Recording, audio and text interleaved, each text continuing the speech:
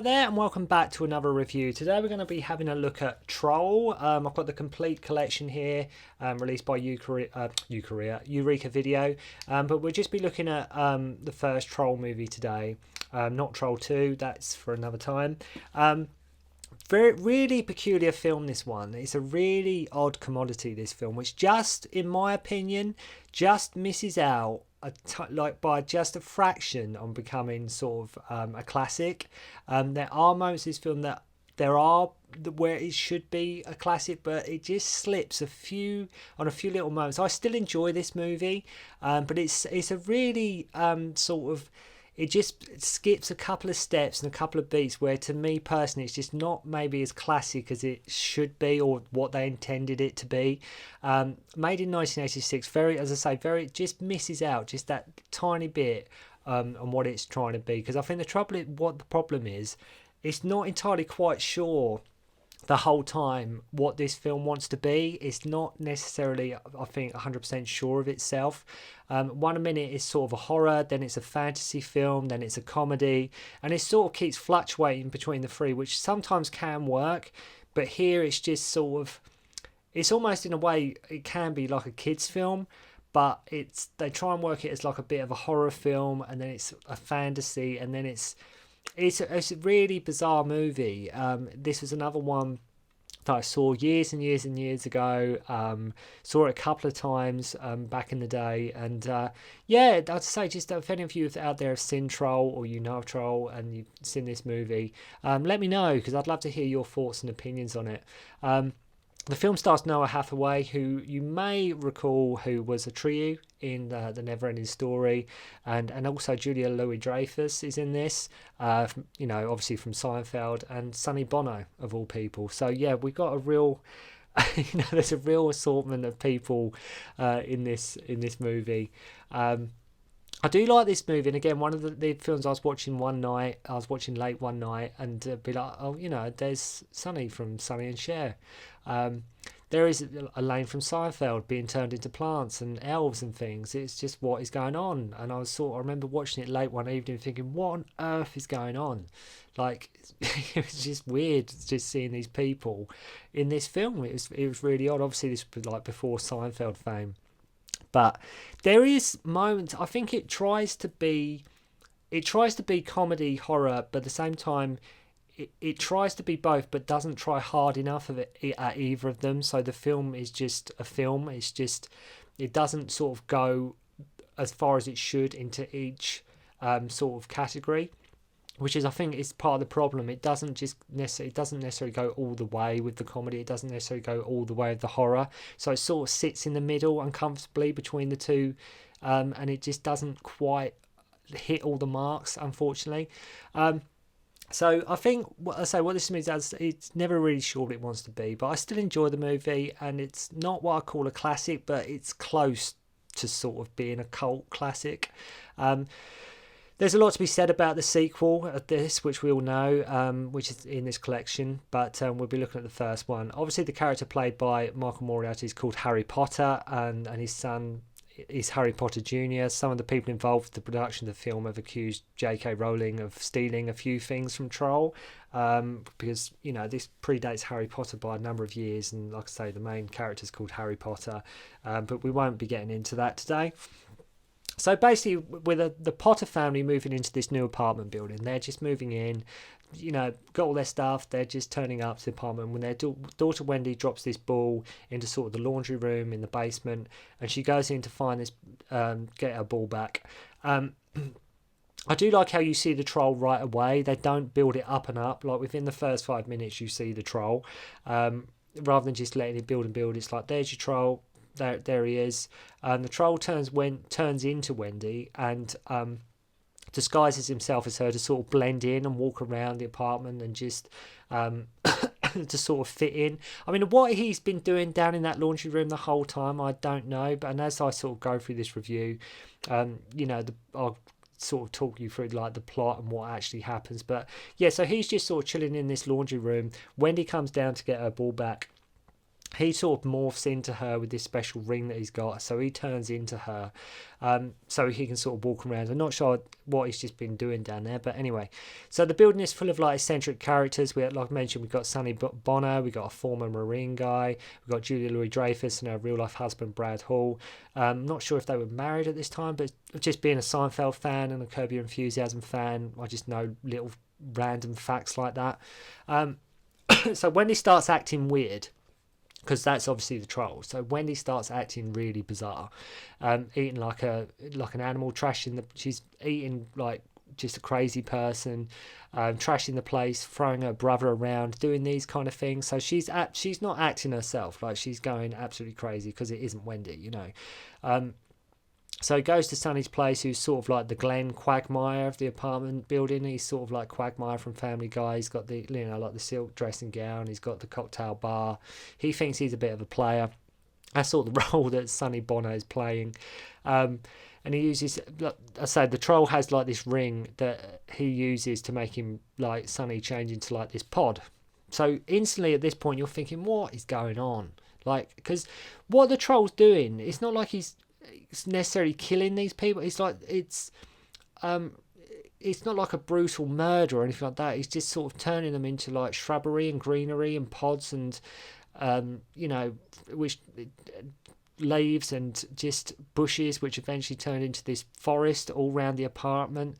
There's a good transformation scene here, I will say, when Sonny Bono sort of changes. The transformation, the prosthetics they use and the way they shoot that scene, it is quite, obviously they keep cutting to the troll, so they can cut to the troll, back to the transformation, but it does look cool. There's quite a interesting transformation scene, especially on his face, all the while while the troll's sitting there just reading Playboy as this is happening. So it's just, you know, I don't know who it's sort of aimed at, this film. I think that's what's so confusing. I don't know sort of who the target audience is with this one.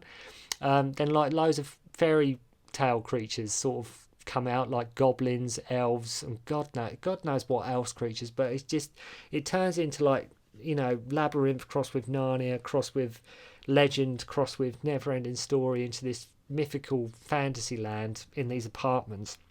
So that's what the troll's trying to do.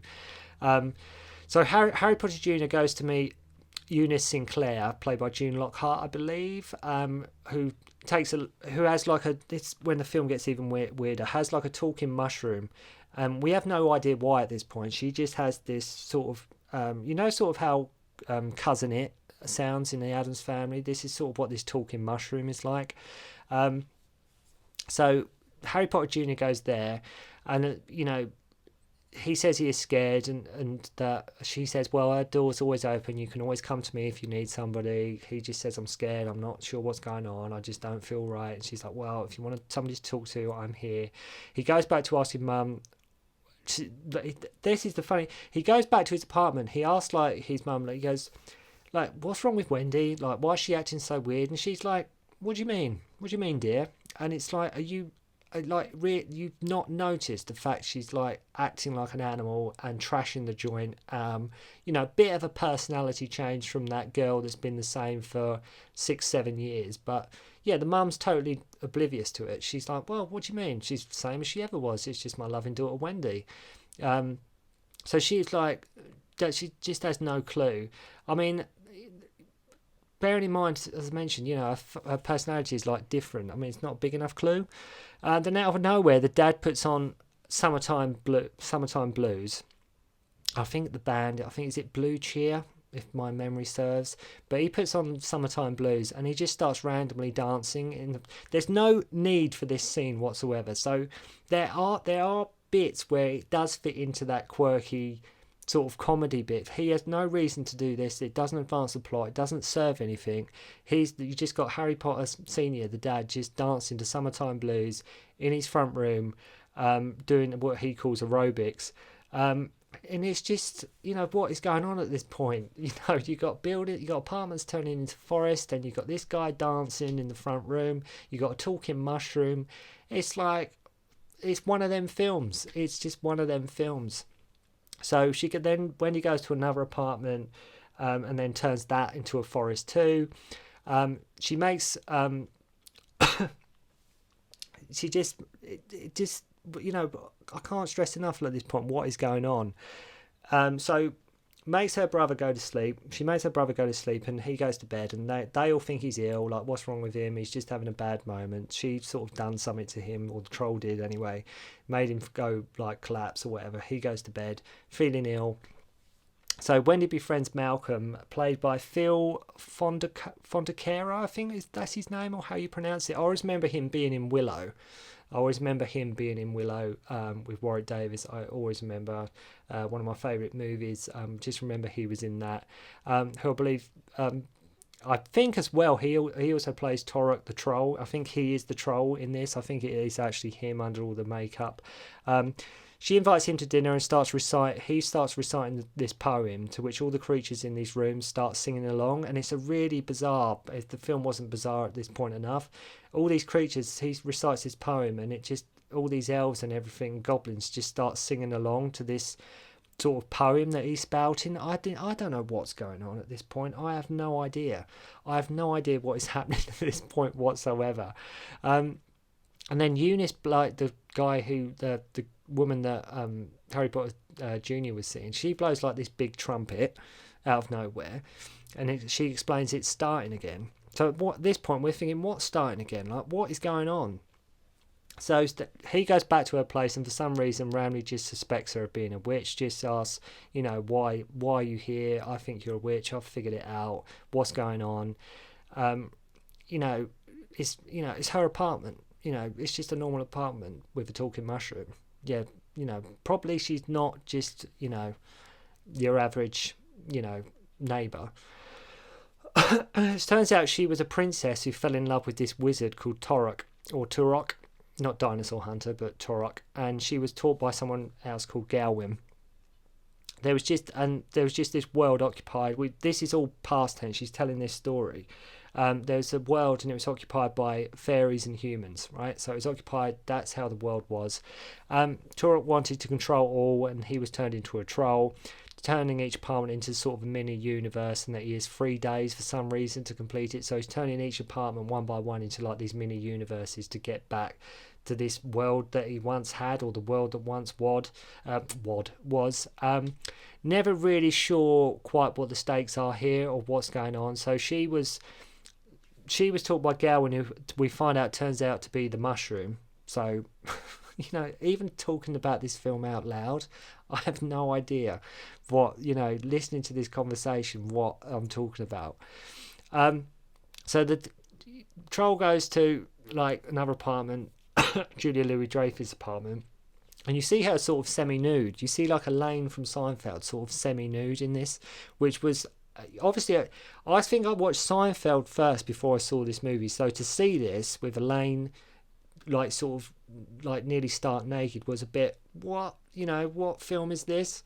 And she runs through this forest, like pursued by her boyfriend. Then we find out, like sort of Malcolm, who is this guy played Phil Fondacaro, he's like ill and has problems with his bone marrow, and she says, and Randy says, I used to dream of unicorns and things like this, and so the troll turns him into like an elf, right? Turns this guy into an elf. Then we see this like sort of weird puppet that looks like Malcolm, but at the same time really doesn't, and to find out that troll is keeping Wendy alive as sort of his princess. Like the troll wants to keep Wendy as sort of his female counterpart, keeping Wendy alive, but all the time, like I say, taking over these apartments, getting them to like mini forest, like Narnia. I don't know. And then Eunice gives Harry this spear to go through the heart of him. Just sits, and she gives him this spear, and he just sits down in front of his dad, holding this spear. And I think the dad's just sitting there, just like, you know, what are you doing? You know, because just no idea what is going on. And then for some reason Eunice turns young. She turns to her younger self, and I think actually the woman who plays the younger Eunice is actually her real life daughter. I could be wrong, but I think it is. Turns out, and then Eunice gets turned into a tree stump. I mean, describing it just gets weirder and weirder, and it turns into like a tree stump. Kind of, like I say, it's like a horror, comedy, fantasy, kids film, all in one at the same time. And like I say, at the same time, it's neither of them things, if that makes sense. But that isn't to say I don't enjoy it. I think that the shame with this film, it's never quite sure what it wants to be, and maybe that's part of the appeal about it, that it doesn't know what it wants to be. But yeah, just describing this film out loud is just it's really really trippy, really really trippy. So Harry Potter Jr. goes to save Wendy, unleashes this and then the troll unleashes like this giant bat-like creature. Turok ends up using the spear on this creature because he's going to kill Wendy. Everything back to normal. Cops turn up. Not sure. I'm not even sure at the end what happened to the tenants. I mean, they saves Wendy. Then the cops turn up. Like, they escort the Potter family out of the building. They drive off quite happy, quite merry, not baffled at all really by what's happened. But so I assume all the tenants sort of died. I don't know if that's ever explained. It's one of them films that it is fun. It is a fun film. It's not that it's a bad film.